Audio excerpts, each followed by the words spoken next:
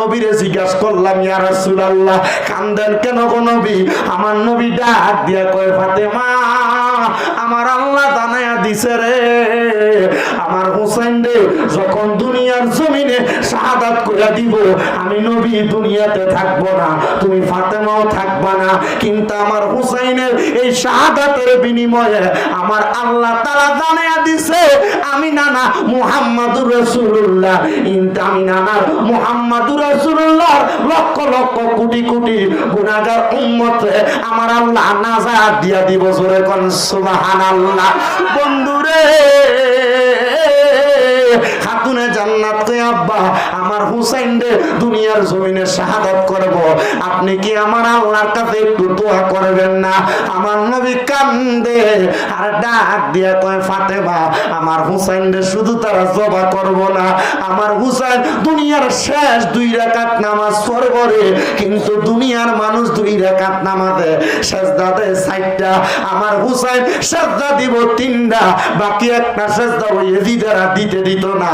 ফাতেমা ডাক দিয়া কয়, আব্বা জান, ও আব্বা জান, আপনি আমার আল্লাহর কাছে দরখাস্ত করেন না, আমার আল্লাহ যেন আমার হুসাইন রে শেষ সিজদাটা দিতে দেয়।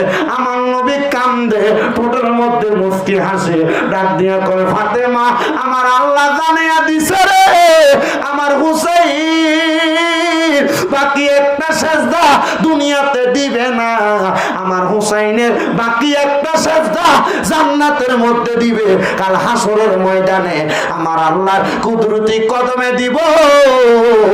আর আমার হুসাইন ততক্ষণ সিজদা থেকে মাথা উঠাইতো না যতক্ষণ হুসাইনের নানার একটা উম্মত জাহান্নামে থাকবো, নানার উম্মতদেরকে জাহান্নাম থেকে জান্নাতি বানানোর আগ পর্যন্ত হুসাইন মাথা উঠাইবে না। জবান খুলে জোরে জোরে কন্যা সুবহানাল্লাহ।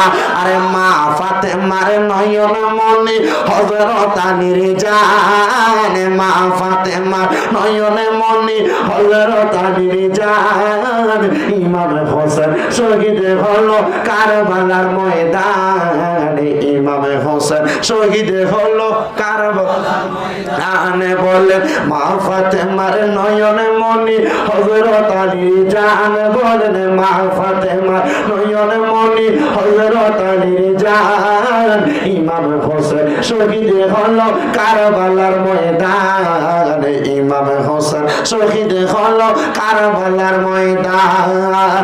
ঈদের দিনে নতুন পোশাক পরল সকল